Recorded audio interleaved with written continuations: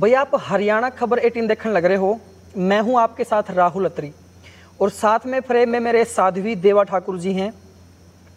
बड़ी ही अभी वायरल हैं बहुत ज़्यादा हरियाणा की राजनीति को लेके, क्योंकि इन्होंने जो करनाल लोकसभा से चुनाव लड़ रहे थे पूर्व मुख्यमंत्री मनोहर लाल खट्टर जी, उनके लिए भविष्यवाणी करी थी कि भाई खट्टर जी 2 लाख वोटों से जीतेंगे, और हुआ भी ऐसा ही। खट्टर जी ठीक 2 लाख प्लस वोटों से जीते और आजकल साध्वी जी बहुत ज़्यादा चर्चा में हैं। बात ये भी मायने रखती है कि खुद खट्टर जी भी यहाँ पे आए थे साध्वी जी से आशीर्वाद लेने के लिए, और साध्वी जी आपने तो कमाल कर दिया, 2 लाख वोटों से आपने भविष्यवाणी करी और ऐसा ही हुआ। मतलब क्या दिव्य शक्ति आपके अंदर अगर हम कहें तो, क्योंकि जो विश्लेषण करने वाले पत्रकार होते हैं जो ग्राउंड पे जाते हैं वो तक अंदाजा नहीं लगा पाए कि करनाल के अंदर कौन जीतेगा। ये कभी कभी क्या होता है, माँ सरस्वती का आशीर्वाद है और ये देवी का एक ऐसा पवित्र स्थान है, यहाँ पर मैक्सिमम पॉलिटिशियन कहो या आम जन भी बहुत आता है। जहाँ पर बहुत सारे लोगों की एनर्जी होती है वहाँ अपने आप में वो स्थान देवी तुल्य हो जाता है।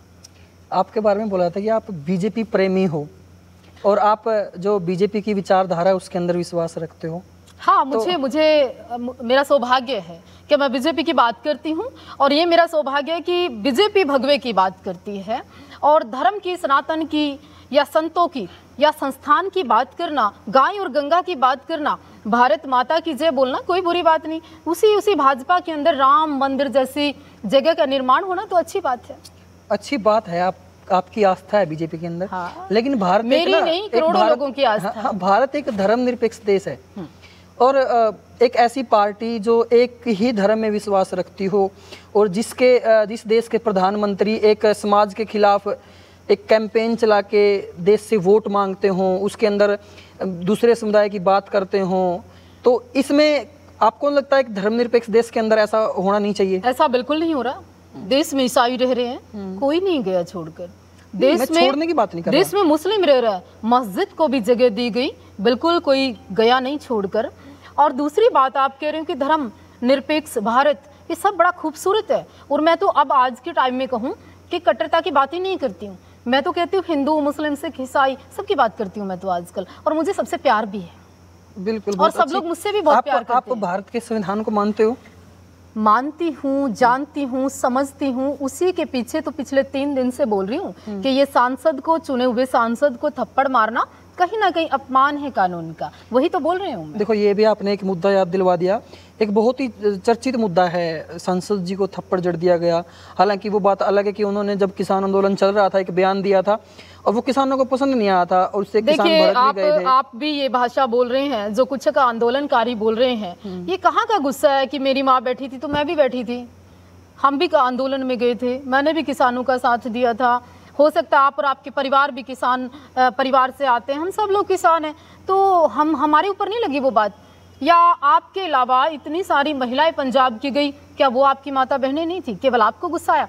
आपने बल्कि वर्दी का, अपनी गरिमा का, एयरपोर्ट जैसी संवेदनशील जगह पे शक पैदा कर दिया कि कैसे संभव। मैं आपसे एक बात जानना चाहता हूँ इस मुद्दे के ऊपर, अगर खासकर बात करें हम, भाई उसने थप्पड़ मारा ये गलत था या फिर उसने वर्दी के अंदर थप्पड़ मारा ये गलत था? देखिए, मैं तो दोनों चीज गलत मानती हूँ। ये कैसे संभव है?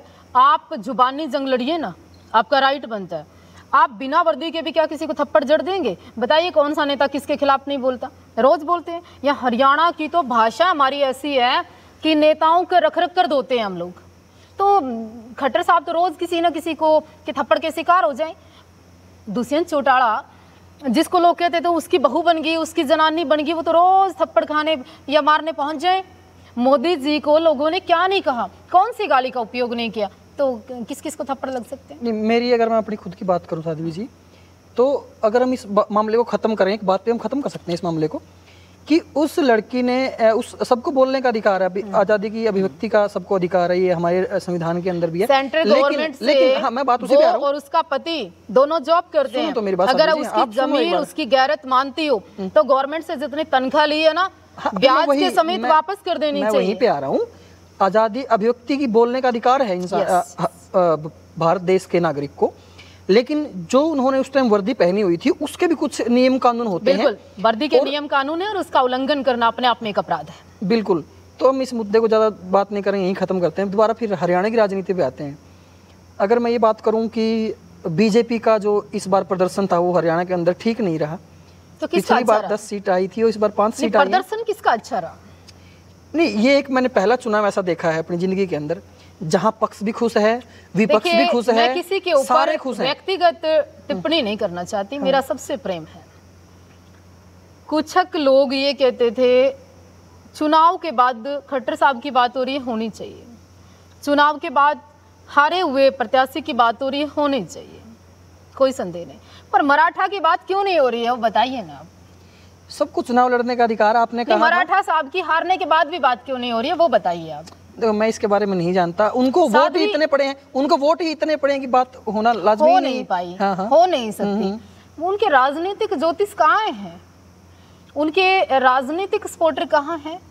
चैलेंज और दावा करने वाले लोग कहाँ हैं? ईश्वर साक्षी है, उनका साथ किसी ने दावा नहीं किया, खुद नहीं किया होगा। नहीं, एक था, एक पूरा गुट था, वो कहाँ है? कुछ पेड़ गुट भी था, वो कहाँ है? हारने के बाद बात तो हो प्रत्याशी की, हुई क्यों नहीं मराठा की बात? मैं तो ये पूछना चाहती वो तो चौथे नंबर पे आए ना, बातें होती हैं पहले और दूसरे नंबर की। आपके पास सारे प्रत्याशी आशीर्वाद लेने के लिए आए, खुद अभय चौटाला जी भी आए, मनोहर लाल खट्टर जी भी आए, दिव्यांशु बुद्धि राजा भी आए, लेकिन आपने खट्टर जी की भविष्यवाणी क्यों करी? ये पार्टिकुलर ये देखकर नहीं कि वो भाजपा के प्रत्याशी हैं और आने के बाद नहीं की। 16 तारीख को आने से बहुत पहले हमने भविष्यवाणी की थी, जब एक माहौल था, एक सिचुएशन इस तरह की क्रिएट हो रही थी। जब मैंने भविष्यवाणी की, लोग मजाक उड़ा रहे थे, कह रहे थे साध्वी को पता नहीं है। अच्छा, खट्टर जी का कोई फोन वोन आया रिजल्ट के बाद? yes, बिल्कुल आया, उन्होंने धन्यवाद किया। क्या बोले आपसे? एक साधु को, एक सन्यासी को, एक मंदिर के प्रति जो आस्था होनी चाहिए, जो हम उम्मीद करते थे, उसी तरह। देखो, वो भी एक, उनको सफेद कपड़ों में संत बोला जाता है हमारे पूर्व मुख्यमंत्री जी को, और आप भी एक साध्वी हो, तो ऐसा कुछ मतलब साधुवाद की कुछ बातें हुई होंगी? नहीं, हमने उनको साधुवाद दिया, उन्होंने प्रणाम किया, हमने कहा आती और शुभकामनाएं, आपको केंद्र में जगह मिले, आपको एक ऐसा स्थान प्राप्त हो, आपकी छवि और आगे बढ़े, आप राष्ट्र के लिए और बड़ा कुछ करें। हमें कहीं ना कहीं सुगबुगाहट मिलती रहती है कि आपको भी राजनीति में उतरने की चाह है। आने वाले विधानसभा चुनाव में क्या हम साध्वी जी को कहीं से चुनाव लड़ता हुआ देख सकते हैं? राहुल अत्री जी, चुनाव लड़ना तो सबका अधिकार है। धर्म, राष्ट्र, देश और धरातल पर, जमीन पर बात करना भी मेरा और आपका अधिकार है। बिल्कुल। आप एक मीडिया में हो और मीडिया की बात करते हो, उसके बाद भी अगर आपको लगता है जमीन की, जमीर की, समाज की, महिला की ज़रूरत की, और कहीं ना कहीं जहाँ चुप्पी साधे हुए है समाज, वहाँ बात करनी चाहिए, तो आप भी बात करते हो। और मैं अगर बोलने की इच्छा रखती हूँ, चेष्टा रखती हूँ, उम्मीद रखती हूँ, और मेरी आवाज़ कहीं तक जाती है, तो मेरा भी अधिकार है। हरियाणा के अंदर जब चुनाव प्रचार हो रहा था तो बीजेपी के बहुत सारे प्रत्याशियों का गांव में विरोध हुआ, खट्टर जी का भी हुआ, लेकिन कम हुआ। हिसार की बात करूं, सिरसा की बात करूं, या फिर भिवानी महेंद्रगढ़ की बात करूं, जहां पे भी बीजेपी प्रत्याशी अपना चुनाव प्रचार करने के लिए गए, उनका विरोध हुआ। पहले मेरा क्वेश्चन सुनिए। 9.5 साल आप जो सरकार, जो सीएम रह चुका, विरोध तो होता रहता है। नहीं, मेरी बात तो सुनिए पूरी। जहां जहां विरोध हुआ, वहां भाजपा हारी, एक खट्टर जी को छोड़ के। तो क्या आपको नहीं लगता कि वो विरोध का कुछ न कुछ सही कारण रहा होगा? विरोध मुद्दों का होता है, विशेष व्यक्ति का नहीं होता है। नहीं, व्यक्ति का भी हुआ है। धर्मवीर सिंह विधायक थे, पार्टियों का होता है। धर्मवीर सिंह विधायक थे भिवानी महेंद्रगढ़ से, और वो 5 साल। अब हमारी बात तो सुनिए, सत्ता में जो व्यक्ति होता है उसी का तो होता है। सत्ता जिसके हक में है, पक्ष में है, जो सत्ता भोग रहा है, उसी का तो होता है। जो है ही नहीं कहीं पे, उसका क्या विरोध होगा? मतलब आप विरोध को सही मानते हो? फिर होना चाहिए ना। जनता असली मालिक है, जनता को बोलना चाहिए ना।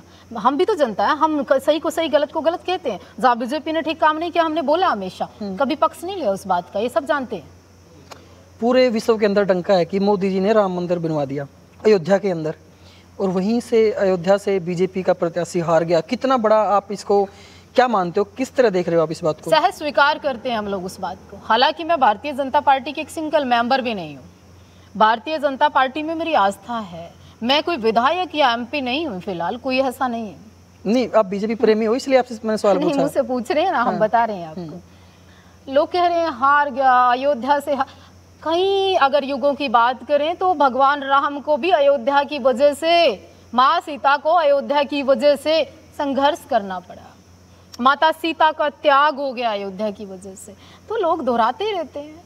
कोई बहुत बड़ी बात नहीं। हाँ, कुछ त्रुटियां हुई होंगी, कुछ लोगों को वहाँ की सुविधा, वहाँ का नाम, वहाँ की ऊर्जा, या भगवान श्री राम का आना, इतने वर्षों के वनवास के बाद इतना बड़ा भव्य मंदिर बनना, ये कोई बुरी बात है क्या? नहीं, बुरी तो मैं नहीं बोला, लेकिन वहाँ से अयोध्या कैंडिडेट हार क्यों गया? ये स्वीकार करना बुरी बात है, ये एक माहौल क्रिएट करना बुरी बात है, 1-1 लाख रुपए का लोगों को लालच देकर वोट लेना बुरी बात है।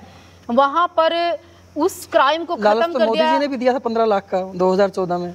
वो किसी ना किसी कारण आ रहा है, कुछ ना कुछ कारण बन रहा है। देश में विदेशी आकर लोग वो खर्च कर कर जा रहे हैं, ना कि ये कि भारत का नाम आज देखिए विश्व में, पूरी दुनिया में कहाँ गूंजता है। आजकल जो मीडिया की हालत है, नेशनल मीडिया की हालत है, उसे आप कैसा समझते हो? कहाँ खराब है? दृष्टिकोण है, पूरी तो खराब है। दृष्टिकोण हर टाइम मोदी मोदी करते रहते हैं बेचारे।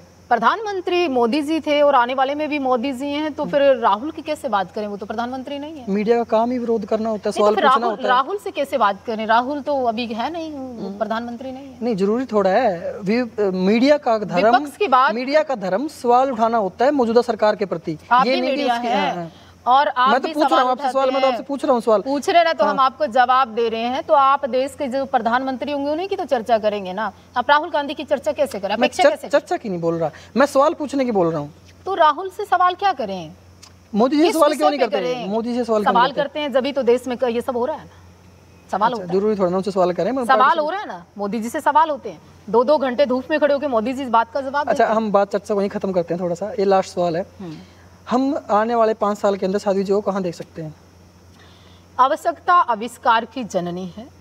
समय जिस चीज़ की मांग करता है, आप तो 5 साल की बात करते हैं, हम तो शाम की भी नहीं करते। और इस भगवे की गरिमा रखते हुए इतना ज़रूर कहते हैं आपसे राहुल जी, कल का तो मुझे और आपको नहीं पता, क्योंकि भविष्य हमेशा गर्भ में होता है। फिर भी लक्ष्य होते हैं कुछ। हाँ, आज मैं अगर ठीक करती हूँ तो कल मेरा अपने आप नेचुरल बहुत अच्छा हो जाएगा। मैंने अपनी कुछ कमियां स्वीकार की हैं, मैंने बहुत जल्दी एक्शन लेने वाली कमी को स्वीकार किया है, मैंने लोगों को समझना स्वीकार किया है, मैंने पब्लिक को सुनना स्वीकार किया है, गलत को गलत महसूस करना स्वीकार किया है, जो त्रुटियां थी उनको दूर करके ठीक होना स्वीकार किया है। इसमें कोई दो राय नहीं, गलतियाँ सबसे होती है, गलतियाँ कुछ हमसे भी हुई होंगी। बिल्कुल, बहुत बहुत धन्यवाद आपका टाइम देने के लिए। राधे राधे जी, नमस्कार। तो दोस्तों, आपने साध्वी देवा ठाकुर जी को सुना, इनके विचार सुने, और आने वाले 5 साल में हम साध्वी जी को कहाँ देख सकते हैं, उन्होंने इस बात का भी उत्तर बड़ी एक सहजता से दिया। और आपका क्या कहना है इन सारी बातों के बारे में? अगर यहाँ तक आपने वीडियो देखा है तो आप एक सभ्य कमेंट के जरिए अपने विचार जरूर दे सकते हैं। और देखते रहिए हरियाणा खबर 18। मैं हूँ आपके साथ राहुल अत्री। धन्यवाद।